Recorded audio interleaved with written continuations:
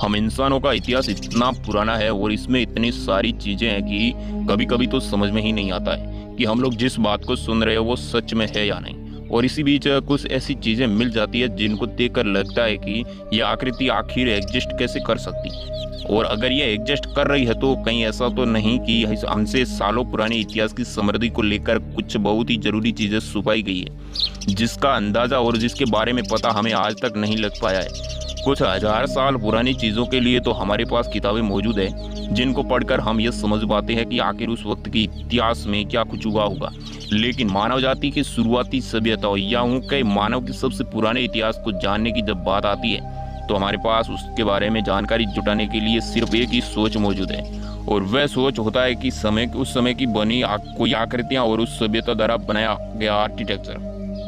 वैसे तो आर्किटेक्चर बहुत कुछ सभ्यता के लिए ब्याह कर देता, लेकिन आज की इस वीडियो में हम लोग कुछ ऐसे आर्किटेक्चर या कुछ ऐसी जगहों के बारे में जानने वाले हैं जिसका अस्तित्व में हमें ये मानने पर मजबूर करता है कि हमें अभी इतिहास के बारे में हमें कुछ भी पता नहीं है। तो इसी बात पर बिना वक्त जाया करे चलिए शुरू करते आज का एक अनसुना एपिसोड को। Maiden tower. अजरबैजान देश में मौजूद मेडन टावर को लेकर ऐसे कहा जाता है कि इसका निर्माण 9वीं शताब्दी में हुआ था,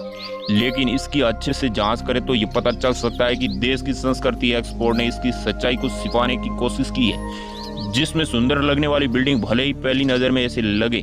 उसका निर्माण सच में बहुत बाद में हुआ है। पर सच्चाई तो यह है कि इस टावर की पहली 3 मंजिल है जिन पत्थरों से बनाई गई है वह आज से तकरीबन 2500 साल पुराने हैं, और उस वक्त इस्लाम धर्म धरती पर आया भी नहीं था। इसका मतलब ये तो नहीं हो सकता कि इंसान के अंतर्गत या उसके इंश्योरेंस की वक्त उस बिल्डिंग की नींव रखी गई हो।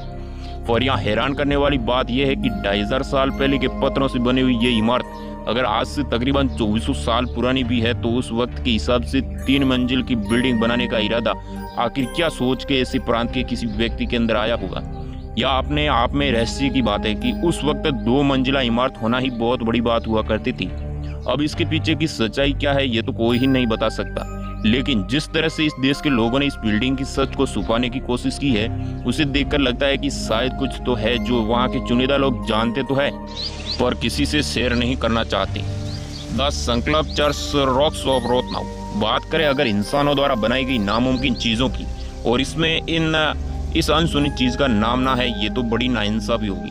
55 साल की उम्र में जब रोथनाउ ने एक प्रेस्ट एबी एडोल्फ जूलियन कोर्स ने पढ़ा तो उसकी वजह से उन्होंने आवाज और सुनने की शक्ति खो दी थी, जिसकी वजह से ना चाहते हुए भी उन्हें अपने पादरी की नौकरी छोड़नी पड़ी और उनका एक हाथ बेकार हो गया, जिस वजह से वह जिंदगी से पूरी तरह हताश और निराश हो गए थे। अपनी जिंदगी से निराश होकर जब एक दिन वह नदी के किनारे बेटनी के इमरल्ड कोर्स पर बैठे थे तो उन्हें वहां पर कुछ बेजान पत्थर दिखाई दिए और उन्हें देखकर उन्हें जीने की वजह मिल गई। साल 1894 को सुबह जब अचानक वह एक कील और हथौड़ा ले आए और एक हाथ बेकार होने के बावजूद उन्होंने पत्थरों पर मूर्तियां बनाना शुरू कर दिया। पहले तो लोगों को लगा कि शायद जिंदगी से इतने बड़े सदमे के बाद एडोल्फ पागल हो गए, लेकिन जब लोगों ने उनके द्वारा बनाई गई पहली मूर्ति को देखा तो उनकी कला देखकर वह हैरान रह गए। लगभग 16 साल तक लगातार काम के बाद उन्होंने उस बेजान पत्थरों से भरी जगह को एक स्वर्ग में तब्दील कर दिया, और 1894 से 1910 तक लगातार काम करने के बाद आज भी उनके इस काम को किसी चमत्कार की तरह माना जाता है, क्योंकि लोग अभी भी ये देखकर हैरान रह जाते हैं कि इतनी सुंदर कल्चर्स को उस शख्स ने बनाया जिसके पास सुनने और बोलने की ताकत भी नहीं थी और तो उसका एक हाथ भी बेकार था, लेकिन सिर्फ उसकी दृढ़ शक्ति ने इसे इतना ताकतवर बना दिया जिससे उन्हें आज तक एक मिसाल के रूप में देखते हैं। इंका एक्विटल्स। इंका सिविलाइजेशन का नाम आपने आज तक कई बार सुना होगा। ये बेसिकल धरती पर आने वाले कुछ पहली सभ्यताओं में से एक थी जो वर्तमान समय से तकरीबन 3500 साल पहले साउथ अमेरिका के कुछ हिस्सों में आना शुरू हुई थी, और आज दुनिया के 7 अजूबों में से एक जिस माचू पिचू को आप आपके सामने देखते हैं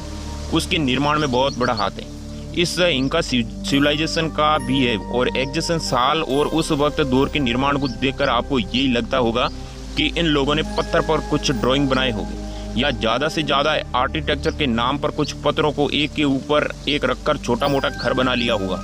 लेकिन नहीं, उन्होंने ये सब तो ये शुरुआती तौर में किया ही, बल्कि इसके अलावा उन्होंने एक ऐसी वाटर सप्लाई सिस्टम का निर्माण किया जो हमारे भारत में मौजूद हर नगर निगम के लिए बहुत बड़ी सीख है। और सही मायने में इतनी पढ़ाई करने के बावजूद आज भारत में कई वाटर सिस्टम इतने अच्छे लेवल के नहीं होंगे। इंका सिविलाइजेशन के आज से 3000 साल पहले बनाई गई ऐसी वाटर सप्लाई सिस्टम थी जिसमें खात्मे के कंगार पर आ चुकी। इंका सिविलाइजेशन को लंबे समय तक जीने की पनाह दे दी। शुरुआती दौर में इंका सिविलाइजेशन सिर्फ ऐसी जगह पर रहा करते थे जहां पर उनके लिए पीने की पानी के साधन के रूप में सिर्फ बारिश का सहारा हुआ करता था, और अगर इस इलाके में बारिश ना हो तो इंका सिविलाइजेशन पानी की एक एक बूंद के लिए तरस जाते थे। जिस वजह से एक दौर ऐसा भी आया जब तकरीबन 2 सालों तक उस इलाके में कोई बारिश नहीं हुई, और इसी कारण इंका सिविलाइजेशन लगभग खात्मे के कंगार पर आ गई। जहाँ पर ये लोग रहा करते थे वहाँ पर पहाड़ के ऊपर पानी का एक बहुत बड़ा सोच था, और काफ़ी दूर जाकर नदियाँ भी हुआ करती थी। लेकिन इतनी बड़ी सभ्यता का एक प्लान करना, वह भी 2 अलग अलग हालात वाली जगहों में, एक बहुत बड़ी मुश्किल का फैसला था, जिससे इंका सिविलाइजेशन को और ज़्यादा तकलीफ होती थी। जिस वजह से उन्होंने बीच का रास्ता अपनाया और सोचा कि क्यों ना हम लोग आसपास पानी के स्रोत को कुछ इस तरह डाइवर्ट कर दें कि वे हमारी ही बस्ती के पास से होकर गुजरे। बस सिर्फ उन्होंने पहाड़ से लेकर नदी के बीच में इक्वाइडेक्शन बनाना शुरू कर दिया, जिसके तहत पहाड़ के पानी को किसी सीढ़ी की शेप में नीचे आए और जमीन के हिस्से से आकर उन्होंने केनाल टाइप का टेक्सचर बनाया, जो आगे जाकर बड़ी नदी में जुड़ गया। और कुछ इस तरह से पहाड़ का पानी और नदी का पानी एक साथ मिल गया और बीच वाली बस्ती को पानी की कमी नहीं हुई। अब सोचने वाली बात तो यह है, जिस तरह से ये पूरा सिस्टम बना हुआ है वह आज के समय में भी बड़े बड़े सिविल इंजीनियर के लिए किसी करिश्मे से कम नहीं है, और बड़े बड़े 30 मार खान भी ऐसे सिस्टम को नहीं बना पा रहे हैं। लेकिन वहीं अगर अब बात करें आज से तकरीबन 3000 साल पहले के इंसानों की बुद्धिमत्ता के, तो उनके पास कहीं से भी इतना शार्प दिमाग नहीं होता था कि वह किसी ऐसे प्रोजेक्ट को अंजाम दे सके कि वो बिना किसी मशीन की सहायता के, जिस वजह से लोग यही मानते हैं कि हो या ना हो, इस निर्माण में कुछ दाल में कुछ काला है, जो साफ होने के बावजूद भी हमें दिखाई नहीं दे रहा है। स्टील, माना कि स्टील एक धातु है, लेकिन इस धातु को बहुत ही रहस्य घिरे हुए हैं। ज्यादातर इतिहासकार मानते हैं कि स्टील की सबसे बड़े 400 BC के दौरान भारत में इस्तेमाल किया जाना शुरू किया था। लेकिन क्या यह सच्चाई है? हरगिज नहीं। अगर हम लोग अपनी इस गाड़ी के एथेंस पेरू ऐसी जगह पर ले जाएं जो इस अंदाजन समय की बहुत ही पहले बनी हुई है,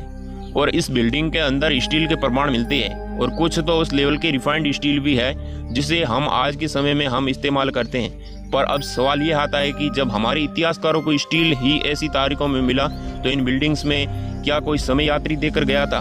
खैर, यह सब तो मजाक की बात है। लेकिन अगला तत्व है, आप तो हिला कर रख देगा। टाइटेनियम आज भी एक बहुत मजबूत धातु माना जाता है, जिसे पिघलाने में अच्छी अच्छी भट्टियां लग जाती है,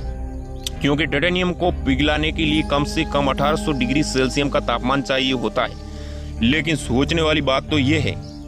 कि जिस तापमान को बनाने के लिए हमें आज इतनी मशक्कत करनी पड़ती है, वह तापमान 6वीं शताब्दी में भी लोगों ने हासिल कर लिया था।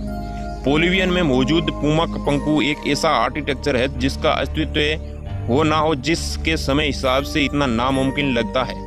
कि इस पर तो 65 एलियन का एपिसोड भी बन चुका है। लेकिन अभी हाल ही में कुछ लोगों ने जब इसकी अतमीनान की जांच की गई, तो ये पाया गया कि जिसको हम लोग लोहे का मान रहे हैं वो चीज़ नॉर्मल लोहे की ना होकर असलियत में प्लेटिनियम की थी, जिसे तरह तरह की आकार में इतने लार्ज स्केल में ढाला गया था कि वह आज भी बड़ी बड़ी लैब्स के पहुंच के परे है। उस जमाने में टाइटेनियम कैसे पिघला, उसे कैसे पिघलाया, और उस वक्त की खास